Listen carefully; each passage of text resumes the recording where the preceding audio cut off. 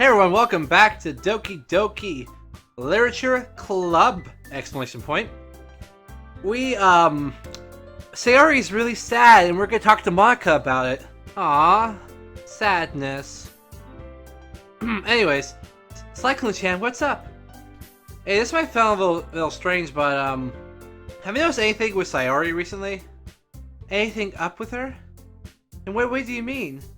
Maybe I'm reading into it a little too much, but she seems a little downcast lately. Oh, you think so? I can't say I've noticed anything about her. Monica appears across the room to Sayori, who's idly dragging a rubber eraser up and down her desk. Maybe there's something on her mind. But I'm surprised I'm not the one asking you, Cyclone. You certainly know her a lot better than I do. Yeah, but she's really never like this. She always talks about things that bothered her. This time when I asked her, she was really dismissive. Sorry, I know it's not your problem. I just wanted to ask you if you knew anything, so I'll drop it now. No. It's important to me too. I mean, I'm also friends with her. I also care about the well-being of my club members, you know? Maybe I'll try talking to her myself. Yeah, are you sure about that? It seems she wanted to be left alone. Are you sure? Maybe she just had a hard time bringing it up with a person of interest. Person of interest? What do you mean by that? I'm saying that maybe the thing on our mind is you, Cyclone-chan. Me? How on earth would you come with that conclusion? Well, I probably shouldn't say too much, but Sayori talks about you more than anything else, you know? Huh? She's been so much happier ever since you joined the club. It's like an extra light is turned on inside of her. What? No way. Sayori is always like that. She's always been full of sunshine. It's not like any different now that it's always been. You're so funny, Cyclone-chan. Have you ever thought that you always see her as so cheerful? Because that's how she is when she's around you? I said too much. I'm sorry, what do I know anyway? I didn't mean to come to conclusions. You should just forget about what I said. I'll try and talk to her, so try not to think about it too much for now. Alright. Monica smiles meaningfully. I know she said to forget it, but I already know that I'm not going to be able to get her words out of my head. Monica stands in front of their desk and walks across the room to where Sayori is sitting. I watch her kneel down next to Sayori and gently talk to her. But she keeps her voice quiet, so I can't hear her from here. I sigh and sit myself down. I know Sayori told me not to worry about her and have to have fun with everyone else, but that's impossible when she's behaving like this. Exactly how much do I care about her that I'm letting this weigh down on me so much? Now it feels like I'm the one behaving out of the ordinary. But there's nothing I can do besides wait for Monica. Why does it feel like I'm being watched? I glance around the room. Suddenly I know Sayori peering at me from over her book. But she looks away just as quickly with a flustered look on her face. I realize she won't get anywhere with this. I never really seen Yuri approach anyone to start a conversation on her own accord. So I have no choice but to approach her myself. By now it's a little easier for me to do that. I stand up from my desk and sit in one next to her. I didn't mean to bother you or anything. Relax, you didn't do anything. But I could tell that you wanted to be alone with your thoughts. Alone with my thoughts? How are you even able to tell I was thinking like that? Well, it's something I do a lot. So it wasn't hard for me to spot based on your posture and expression. Not that I was staring or anything. I didn't do anything creepy like that. In any case, you were right. I'm sorry I caused you any concern. Don't apologize. Your troubles are only the concern of those who willingly share that concern. Of course, there are certainties those who find the most comfort in keeping to themselves. But if you would prefer to share on what's on your mind, then I would be glad to listen. It's really not that big of a deal. I was just feeling a bit uneasy about Sayori. Sayori? Yeah, she's a little off today, but when I asked her about it, she didn't want to admit it to me. So I can't help but wonder if something happened to her. Oh. That's quite romantic. Eh? Sorry. I didn't mean to say something so stupid. It's not that, I just don't want you to misunderstand. Sayori have always been friends for a long time, that's all. Ah, I see. Then perhaps it's unusual for her to be dismissive of you about her feelings. Or maybe I'm just reading into it a little too much. Cyclone-chan. The world's full of meaning, often hidden deep plain sight. And there are many untold mysteries behind every person, no matter how well you may know them. So you think there might be something behind this after all? Mm-hmm. I think Sayori is a very complex person. Her mannerisms on the outside don't always match what may be going on inside of her head. And she may not always know what she wants. I noticed her strange behavior today too. I also feel some concern for her. But in your case, it looked like she was fully occupying your thoughts, wasn't she? Well, I guess that was the case. Sayori, she really means a lot to you, doesn't she? I guess. We don't really need to put it that way. We're just good friends, that's all. Yuri suddenly looks deeply into my eyes. Her expressions are gentle and curious, as if she's searching for something. Embarrassed, I avert my gaze. My glaze. Sometimes, a person's mysteries are untold even to themselves, and you are someone honest and caring, may uncover feelings you weren't aware of in you. That's it. I think that, she would be a very fortunate person to have you feel that way about her. Yuri, you're giving me too much credit. I'm a pretty simple guy. So I think I'm a pretty good at understanding my own feelings. I'm not as nearly sophisticated as you. That's not a compliment, is it? It's what it is. Anyway, as long as we're here, why don't we do some reading? Well, as long as you're okay with it.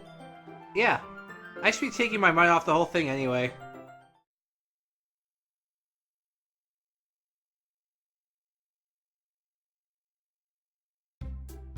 Okay, everyone. After some time passes, Monica calls out to the club room. Why don't we share our poems now? Before I know it, everything is back to normal. Everyone goes to retrieve their poems, and I do the same. I make eye contact with Monica, and she smiles at me. I wonder what she's talking about with Sayori.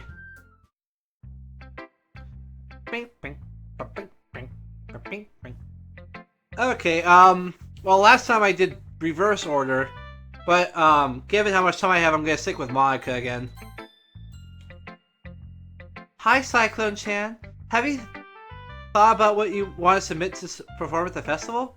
Well, being in this club is one thing, but performing in front of a bunch of people? I have to give it some more thought. Okay, no pressure.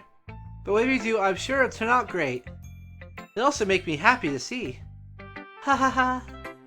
Anyways, let's look at today's poem. Sure.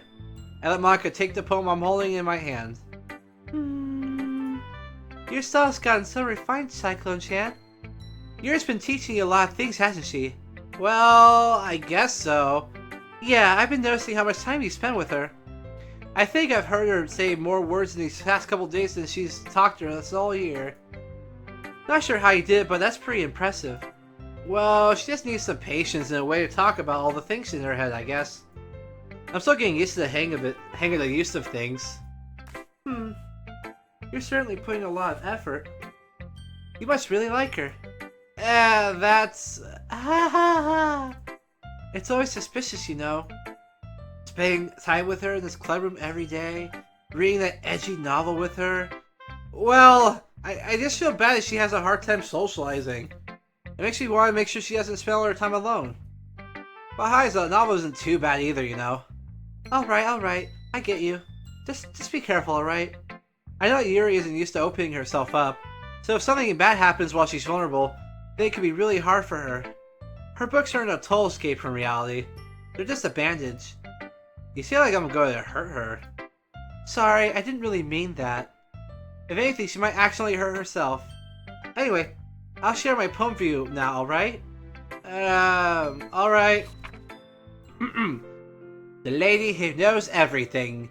An old tale of a lady who wanders earth. The lady who knows everything. A beautiful lady who has found every answer. All meaning, all purpose, and all that was ever sought. And here I am. Space! A feather. Space! Lost adrift in the sky, victim in the currents of the wind. Day after day I search. I search with little hope, knowing legends don't exist. But when all else has failed me, when all others have turned away, the legend that all remains, the last dim star glimmering in the twilight sky. Until one day, the wind ceases to blow. I fall. And I fall and fall and fall even more. Gentle as a feather, a dry quill, expressionless. But a hand catches me between the thumb and forefinger, the hand of a beautiful lady. I look at her eyes and find no end to her gaze. The lady who knows everything knows what I'm thinking. Before I can speak, she responds with a hollow voice. I have found every answer, and all of it is about to nothing. There is no meaning, there is no purpose, and we must seek only the impossible. I am not your legend does not exist. And with a breath, she blows me black afloat, and I pick up a gust of wind. Oh, there isn't a ridiculous word down there. So, I don't feel like explaining poem, whatever. You know, I feel like learning and looking for answers are the sort of things that give life meaning. Not to get too philosophical or anything, but that was kind of on my mind, so that's what I wrote about. I see. I never really put much thought into it. In a way, it's almost paradoxical, because if we had all the answers, wouldn't the world start to lose its meaning? You know, there's one thing I noticed. It seems like everyone in the clip prefers writing about things that they're more sad than happy. Uh-oh. Aha, are you surprised? I mean, if everything was okay, we wouldn't really have anything to write about, would we? Humans aren't two-dimensional creatures. I think you know that better than anyone. You mean one-dimensional? Ah, yes, that. Anyway, here's Maka's writing tip of the day. Are you even too shy to share your writing because you're afraid that it's not good? It can be really disheartening to get a lukewarm response to something that you put so much into. But if you find other people who enjoy writing, then sharing becomes a lot easier. Because instead of telling you that your writing is good or bad or okay, they'll want to focus more on everything that went into it and the things that you can work on. It's much more encouraging that way, and it will make you want to continue improving. It's almost like having your own little don't you think? That's my advice for today. Thanks for listening. Dong dong.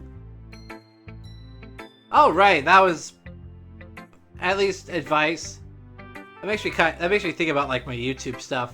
Anyway, I'm Lord Cyclone, thank you for watching. Don't forget to follow us on YouTube, Twitter, Facebook. Press the little notification bell, press that subscribe button, watch other videos. Make sure that you watch these in order because the plot matters. Also, don't forget to check out all the videos from last year. There are a bunch of them. You could spend a whole year watching them. There's so many of them. Like 1,000 videos, like 10 minutes each at least. And like 100 of them are an hour long? Wow, that's like, what, like a week's worth of watching? I guess if you have no life, it is. Anyway, I'm Lord Cyclone. Thank you for watching. See you guys next time. Bye!